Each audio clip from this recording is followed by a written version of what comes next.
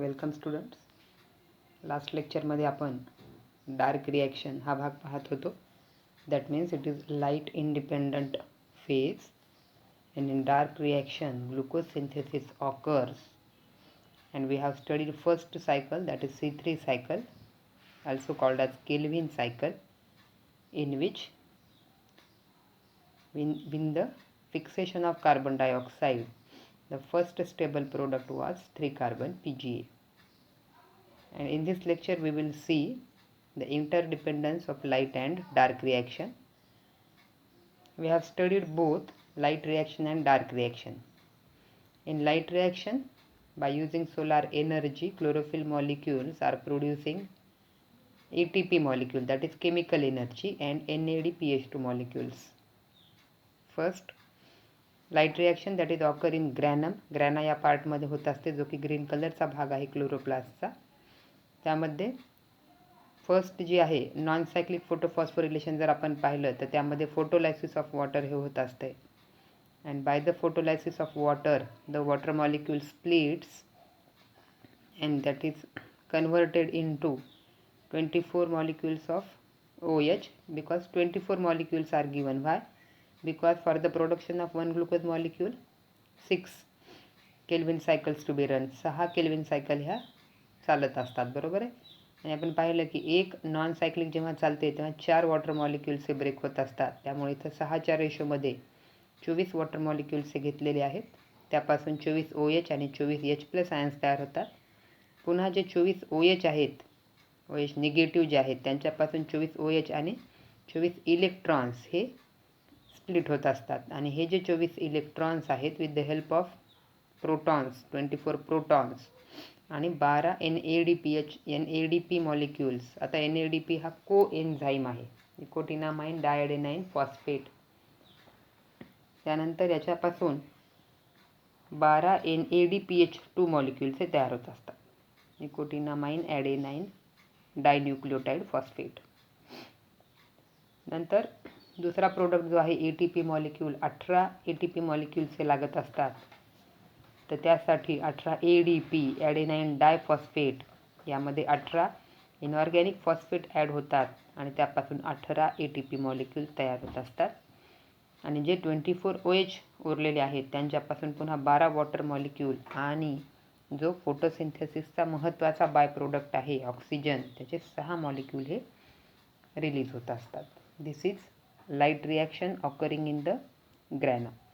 आता dark reaction ही स्ट्रोमामध्ये होत असते आणि या डार्क रिॲक्शनमध्ये 6 carbon dioxide molecule, 18 ATP molecule आणि 12 NADPH2 मॉलिक्युल्स यांचा वापर होतो आणि एक ग्लुकोज मॉलिक्यूल C6H12O6 हा एक ग्लुकोज मॉलिक्यूल तयार होतो आणि सोबतच 6 वॉटर मॉलिक्यूल्स, 18 ADP, 18 IP आणि 12 NADP मॉलिक्यूल्स तयार होत असतात, बरोबर आहे. आणि पहिली आणि दुसरी रिॲक्शन जर आपण एकत्र केली तर 6 कार्बन डायऑक्साईड आणि 24 H2O मॉलिक्यूल जर आपण ॲड केले तर आपल्याला एक ग्लुकोज मॉलिक्यूल, 18 वॉटर मॉलिक्यूल्स आणि 6 ऑक्सिजन मॉलिक्यूल्स ही नेट रिॲक्शन पाहायला मिळते.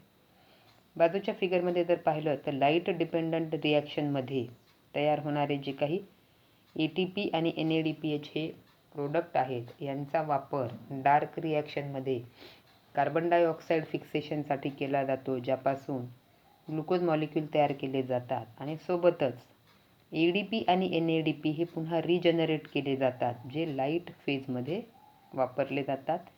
म्हणजे the products of light reaction, that is ATP आणि NADPH, are required for dark reaction, that is for the reduction of carbon dioxide in the glucose.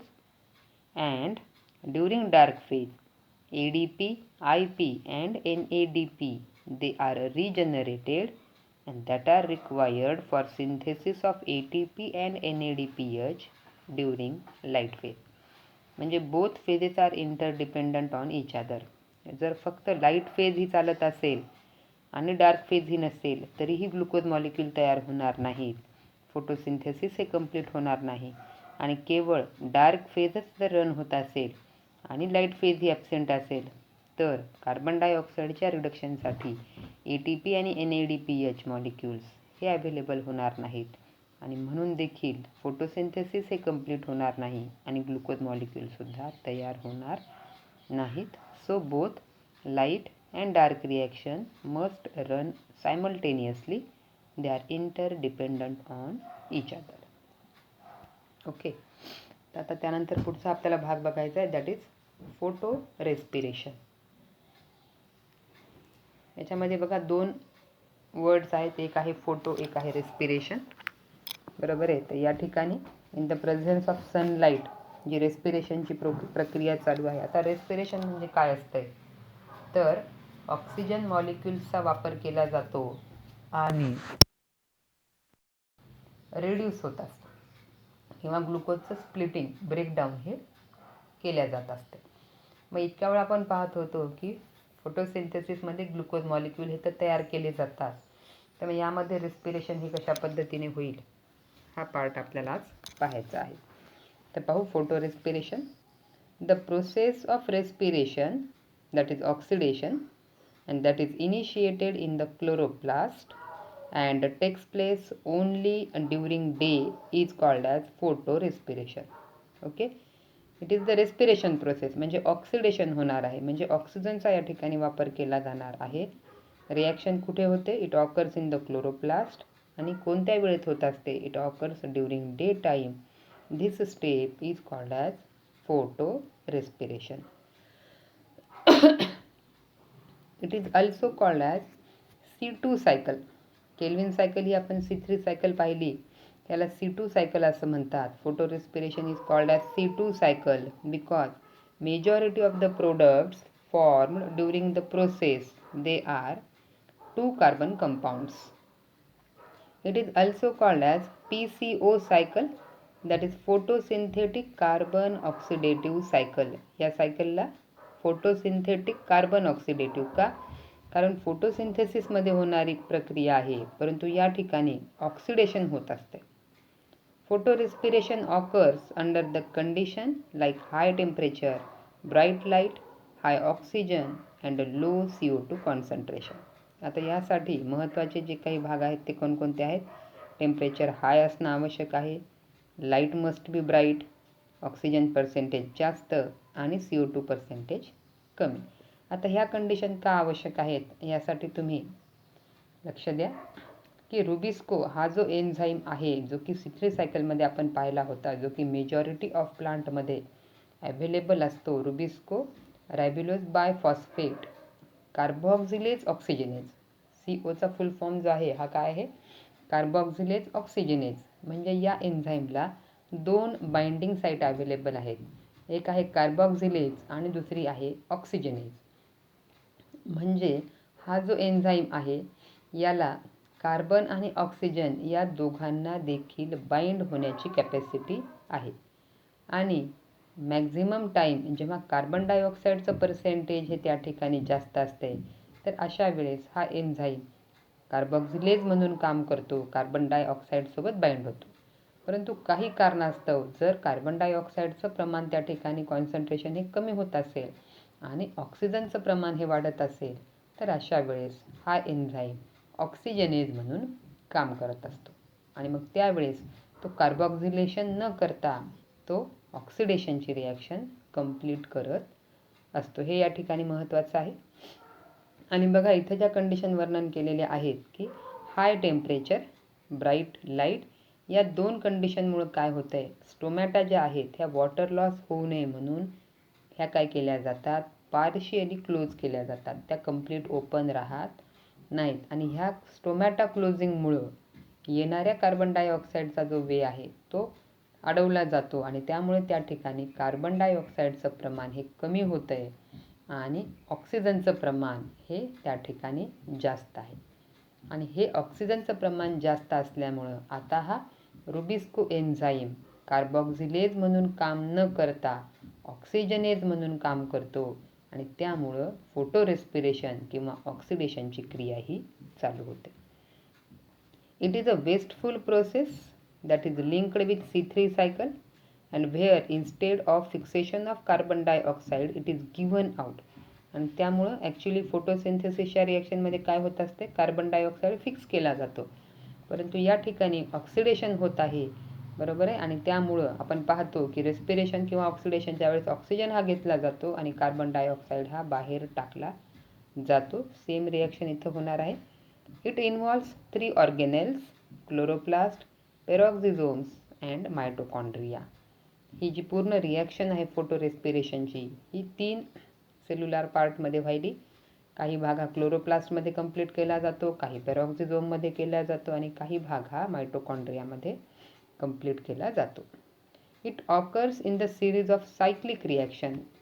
Cycle like structure आहे. Enzyme rubisco act as oxygenase at higher concentration of oxygen and photo respiration begins. आत्ताच आपण पाहिलं की temperature हाय आहे, light ही bright आहे, त्यामुळे stomata ह्या close होत आहेत आणि म्हणून येणाऱ्या कार्बन डायऑक्साईडचं प्रमाण हे त्या ठिकाणी कमी आहे आणि त्या ठिकाणी अवेलेबल असणाऱ्या ऑक्सिजनचं प्रमाण हे जास्त आहे. त्यामुळं रुबिस्को एन्झाईम जो आहे हा ऑक्सिजनेज म्हणून काम करतो आणि त्यामुळं या ठिकाणी फोटो रेस्पिरेशनची क्रिया ही स्टार्ट होते. When RUBP reacts with oxygen rather than carbon dioxide to form 3 carbon compound PGA, 2 carbon compound phosphoglycolate is formed.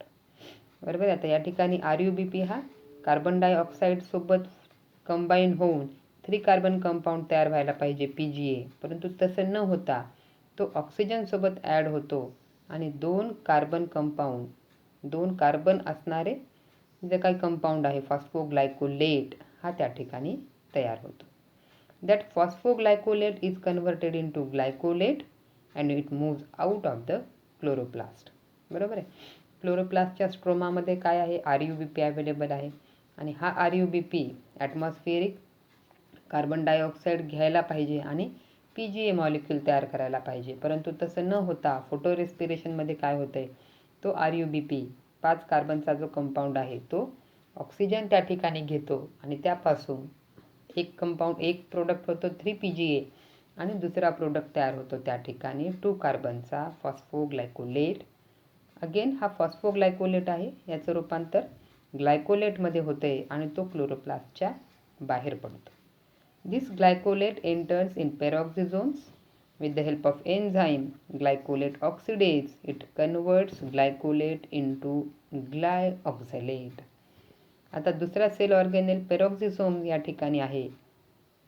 हा क्लोरोप्लास्टमधून बाहेर पडलेला ग्लायकोलेट पेरॉक्झिझोममध्ये एंट्री करतो आणि त्या ठिकाणी एन्झाईम आहे ग्लायकोलेट ऑक्सिडेज, ज्याच्याद्वारे हा ग्लायकोलेट ग्लायऑक्झॅलेटमध्ये कन्व्हर्ट होतो. Again, glyoxylate is converted into amino acid derivative that is glycine by transamination. ग्लायऑक्झॅलेटमध्ये काय होईल, ट्रान्सअमायनेशन होईल आणि त्यापासून ग्लायसिन हा 2 कार्बनचा कंपाऊंड तयार होतो. बघा, फॉस्फोग्लायकोलेट 2 कार्बनचा, ग्लायकोलेट 2 कार्बनचा, ग्लायऑक्झॅलेट 2 कार्बनचा, ग्लायसिन सुद्धा 2 कार्बनचा कंपाऊंड आहे. आता हा ग्लायसिन मायटोकॉन्ड्रियामध्ये येतो. In mitochondria, 2 molecules of glycine are converted into serine and carbon dioxide is given out. 2 Glycine एकत्र आल्यामुळे 4 कार्बन होतील आणि यापासून तयार होणारा सेरीन हा 3 कार्बनचा आहे. 1 कार्बन हा रिलीज केला जाईल. Thus it loses 25% of photosynthetically fixed carbon. म्हणून या ठिकाणी कार्बनचा लॉस होतो 25%, कारण एक मॉलिक्यूल लॉस झाला ना. 25% कार्बन डायऑक्साईडचा या ठिकाणी लॉस होतो. Serine is transported back to peroxisome and it is converted into glycerate. आता हा सेरीन वापस मायटोकॉन्ड्रियामधून पेरॉक्झिझोममध्ये पाठवला जातो, तिथे याचं रूपांतर होते ग्लिसरेटमध्ये. That glycerate enters back into chloroplast, हा वापस क्लोरोप्लास्टमध्ये जातो and it undergo phosphorylation and that is utilized in the formation of 3 PGA and that is again utilized in the C3 pathway. हा काय होतो, त्याचं फॉस्फोरिलेशन त्या ठिकाणी केलं जातं. कशाचं, ग्लिसरेटचं, आणि पुन्हा PGA मॉलिक्यूल हा त्या ठिकाणी तयार होतो. बघा या ठिकाणी एक ओव्हरलुक. फोटो रेस्पिरेशन दाखवलेलं आहे. सॉरी, खालचं नाव जे आहे ते इरेज करा. C4 सायकल हे नाव त्या ठिकाणी ॲड झालेलं आहे. तर आपल्याला फिगर बघायची 12.11 फोटो रेस्पिरेशन. यामध्ये 3 सेल ऑर्गेनेल्स आहेत, क्लोरोप्लास्ट, पेरॉक्झिझोम्स आणि मायटोकॉन्ड्रिया. तर RUDP डायफॉस्फेट किंवा RUBP ज्याला बायफॉस्फेट आपण म्हणत आहोत, हा प्रेझेंट आहे क्लोरोप्लास्टच्या स्ट्रोमामध्ये. 5 कार्बन ज्या ठिकाणी आहेत यामध्ये ऑक्सिजन हा ॲड झालेला आहे आणि त्यामुळं 5 कार्बनचा जो डिवायडेशन होईल ते कसं होईल पहा. एक PGAचा मॉलिक्यूल तयार होईल आणि एक फॉस्फोग्लायकोलेट मॉलिक्यूल तयार होईल. दोन्ही मिळून 5 कार्बन. पुन्हा हा फॉस्फोग्लायकोलेट डिफॉस्फोराइज होईल. एक फॉस्फेट त्यामधून रिलीज होईल आणि प्रोडक्ट होईल ग्लायकोलेट. अगेन 2 कार्बन आहेत त्यात. हा ग्लायकोलेट क्लोरोप्लास्टच्या बाहेर पडतो, पेरॉक्झिझोममध्ये एंट्री करतो आणि ह्या ग्लायकोलेटचं या ठिकाणी रूपांतर होते ग्लायऑक्झेलेट. 2 कार्बन. ग्लायऑक्झेलेट हा ग्लायसिनमध्ये रूपांतरित होतो आणि मायटोकॉन्ड्रियामध्ये एंट्री करतो. आता मायटोकॉन्ड्रियामध्ये ग्लायसिनचे 2 मॉलिक्यूल एकत्र होतात, त्यामुळे टोटल कार्बन आता झाले 4 आणि या ग्लायसिनचं रूपांतर सेरीनमध्ये होते, ज्यात आहे फक्त 3 carbon. By the transamination process ammonia निघून जातो आणि तो सेरीनमध्ये कन्व्हर्ट होतो. आता एक कार्बन कुठे गेला, तर एक कार्बन मॉलिक्यूल हा पुन्हा ॲटमॉस्फिअरमध्ये रिलीज केला जातो. म्हणून या ठिकाणी 25% हा कार्बनचा लॉस आहे. ओके. अगेन हा सेरीन पेरॉक्झिझोममध्ये येतो, ज्याचं रूपांतर होते ग्लिसरेटमध्ये. हा ग्लिसरेट क्लोरोप्लास्टमध्ये एंट्री करतो, ज्या ठिकाणी त्याचं फॉस्फोरिलेशन होते. आणि आता बघा, सेरीन 3 कार्बनचा आहे, ग्लिसरेटसुद्धा 3 कार्बनचा प्रोडक्ट आहे आणि म्हणून यात फॉस्फेट जेव्हा ॲड केला जातो तेव्हा याचं रूपांतर PGAमध्ये होते 3 कार्बन आणि हा PGA नंतर केल्व्हिन सायकलमध्ये एंट्री करतो, ज्यापासून पुन्हा ग्लुकोज मॉलिक्यूल तयार होतो. नेट प्रोडक्ट ग्लुकोज मॉलिक्यूल तयार होतो, परंतु वेस्ट कंडिशन काय झाली की ऑक्सिडेशन झालं सुरुवातीला. त्यामुळं हा जो फिक्स केला जाणारा कार्बन होता तो फिक्स न होता तो काय झाला, रिलीज झाला आणि म्हणून ह्याला वेस्टफुल प्रोसेस असं देखील म्हणतात. पुन्हा C2 सायकल का म्हणतात, कारण मेजॉरिटी ऑफ प्रोडक्ट हे कोणते आहेत, 2 कार्बन कंपाऊंड आहेत. ओके. आणि यामध्ये 3 सेल ऑर्गेनेल वापरलेत, क्लोरोप्लास्ट, पेरॉक्झिझोम्स आणि mitochondria. So this is all about photo respiration. Okay. So solve these questions and thank you.